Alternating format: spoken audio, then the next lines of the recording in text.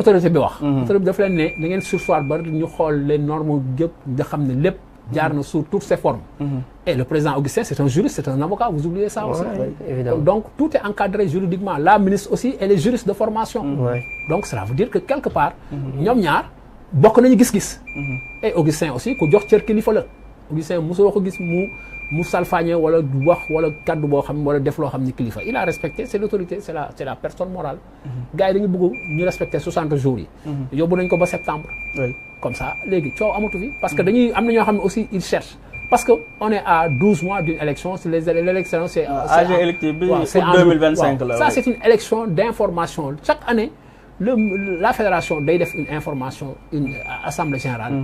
def rapport d'activité rapport financier comprendre mais les gens nag il y a des gens c'est des opportunistes. mais les gens yooyu kala c'est-à-dire tey man bëgg naa ñu dugg fa parce que quand on dit que peut-être am na ñu làkkatu ci ginnaaw collectif boobu wala identifier ñu nekk ci ginnaaw collectif boobu wala il y a des gens qui veulent déstabiliser un peu l'équipe d'Augustin Senghor mais ñan la réellement man je pense que peut-être bu ñu toppee rek. li lettre bi wax ñoom ci seen droit la ñu tënku jàpp ne dañoo war a topp texte yi.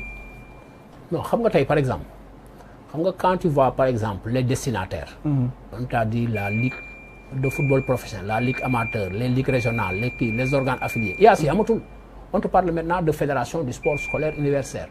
La fédération des sports travaillistes le football spécifique CONEF ñu yëpp AF ak yooyu yëpp. Ça veut dire que quelque part yow. Les clubs, d'ailleurs, Ablaye Sow, c'est le président de la Ligue amateur. Il est avec le président Senghor. Donc, ça veut dire que quelque part, il y a des gens encagoulés. Moi, là, je suis beaucoup de signataires. Je me dis que moi, je fais partie de ces signataires-là.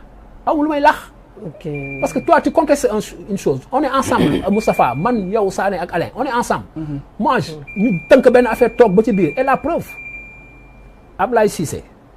Le président Pape Sidilo, le président Kosso Diané, on fait à 2 reprises le tour de toutes les ligues avec les clubs pour des observations, les inputs. Nous demandons de rencontrer ces gens-là. Donc ces gens-là devaient avoir le courage. Moi, quand je ne suis pas d'accord sur une chose, je le dis. Moi, des fois, je suis ministre, non, monsieur, je ne suis pas d'accord.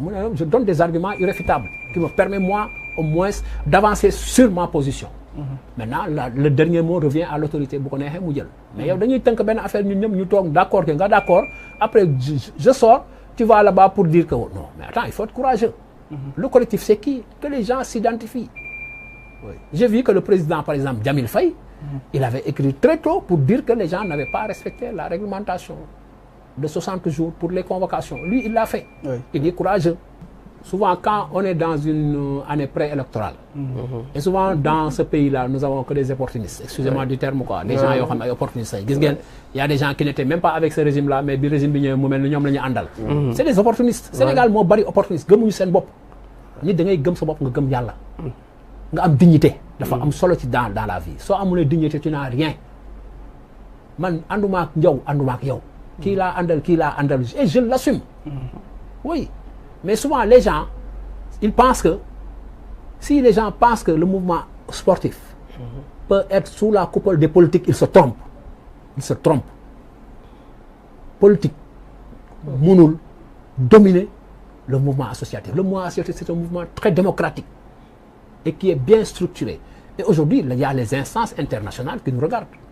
On ne peut pas forcer la main ou bien faire par exemple peut-être que les autorités là dañuy xalaat ne ñoom ñii ñoo fi nekkoon ancien régime il faut les balayer non c'est pas comme ça que ça se passe et je suis désolé de le dire su fekkee ne loolu la ñuy xalaat aussi qu'ils se trompent.